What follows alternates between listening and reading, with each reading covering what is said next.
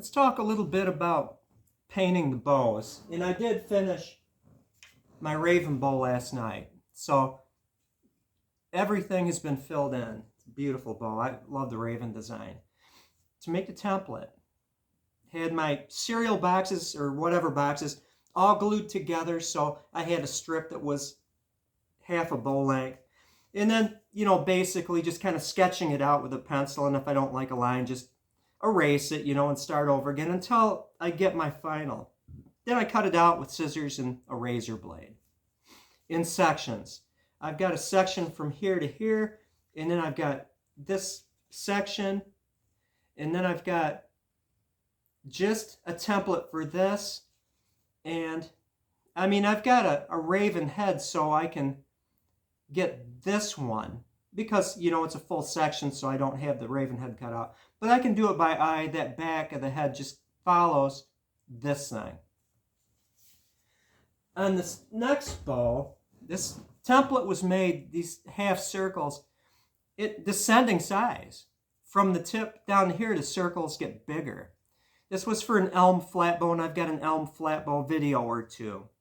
And it was just like this bow. It had the same recurve template, and everything was just longer. So the reason I have it going up to the end, just the end, isn't so I can do this circle. It's that when I flip it over to do the circles on this side, it'll be even. I don't want to have this circle here and then that circle shifted. So draw the half circles, flip it, draw the half circles, and then go on to this limb. I just did those, not really with the limb shape on it, but just the circles, and I've got them for diamonds and everything. I've got just a wide array of templates.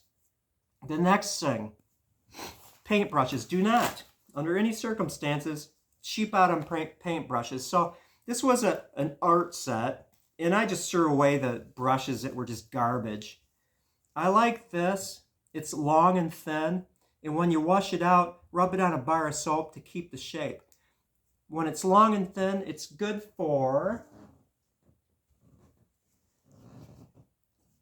straight lines. When I'm doing curves, this is a really nice brush. This is what I used on my raven bow. It's just, they retain the shape. Be careful, when you're washing them out, and keep them clean. Don't let paint build up. It's a really nice brush. I paid more than a few dollars for it. You can experiment with different bristle types. There's like artificial bristles. There's hog bristles, fox bristles. There's all of. I like medium stiffness, but do not cheap out on paintbrushes. The next one up is your choice of paints.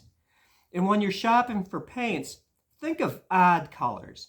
If you want white, don't get white. This is actually called, where's the name of this thing? They're all in different spots. Clean wax. Off-whites are better than just stark white. Eggshell, stuff like that. Blacks. I'm going to coat my raven bow as soon as it gets a little lighter out. I'm going to run down to the garage and protect that surface with Helmsman's polyurethane varnish, because on rawhide, you can take this and with a scrub kind of sponge, you can wash the paint off. So that's the thing. On rawhide, do not be afraid to paint. If you don't like it, you can just scrub the paint off of it and start over again. You can completely clean the paint off. So it's actually kind of a fear-free thing to do, painting, because you can just remove it on a rawhide bow. If it's just a wooden bow, the paint will soak in. It's a little different matter. You might be able to sand it off, but on a rawhide bow, you don't need to be afraid. But anyway, this is lamp black. Again, I didn't just get shiny, glossy black. I go for kind of the odd shades of each color. This one's weird. Why would you paint a bow with something like this? Well, again, you lay down your first color, and it's not completely covering the bow maybe, and it's like, wow, that doesn't look right. Kind of like this. I painted it with an off-white, and it's like, eh. But then I put the black circles on there, and it comes together.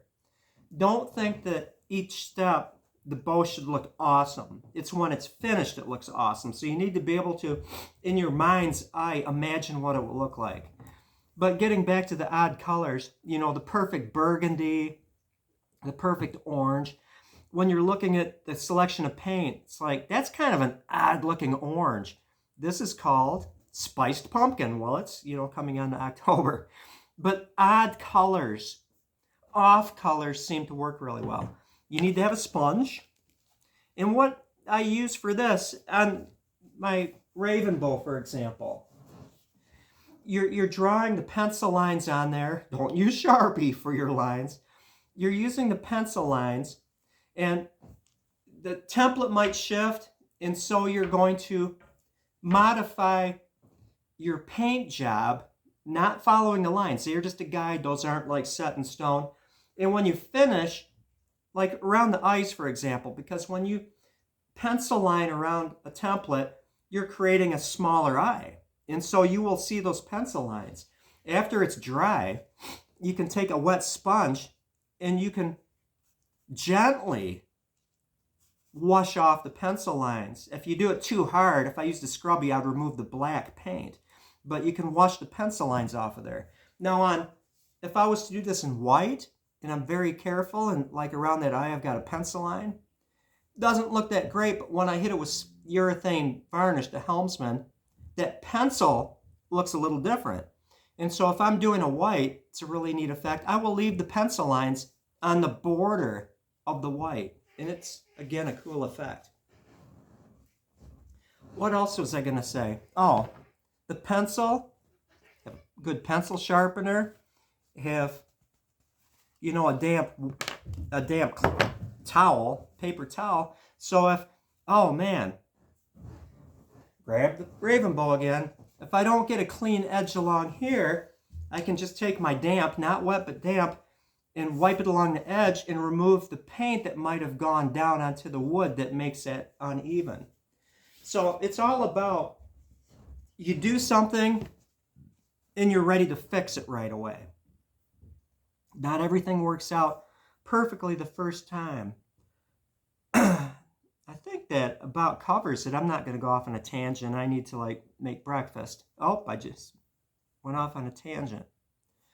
Let me think about this. I talked about making the templates. I talked about washing the pencil lines off.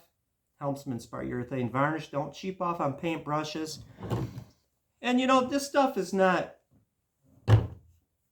that expensive. So when you go and you're creating your inventory of paint, if you see a cool color, and I've got to think that like the First Nations people along the West Coast would have been just in hog heaven, as they say, you know, going to a Hobby Lobby and having this wide array of colors. I like that. I like this. A purple might seem kind of interesting on a bow. You know, just go ahead and buy them because they'll last for a couple of years. There will come a point after a couple of years, maybe 5 years, I don't know, I've got some paint to throw out, that the stuff will set up, it'll cure and it'll separate. But you know, this paint lasts a long time. You've seen the sponge. I've got a couple sponges, diamond and the circle. I think I about covered it. That's about it.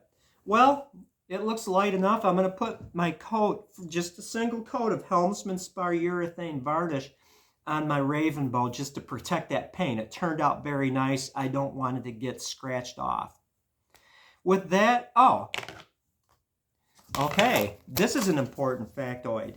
You want to have the right consistency of paint, and it works out differently for different paints. Sometimes you want to water down the paint just slightly. Other times, like in the case of this lamp black, if you water it down, it's not going to be a nice black surface, although it's easy to go over it once it dries and fill it in.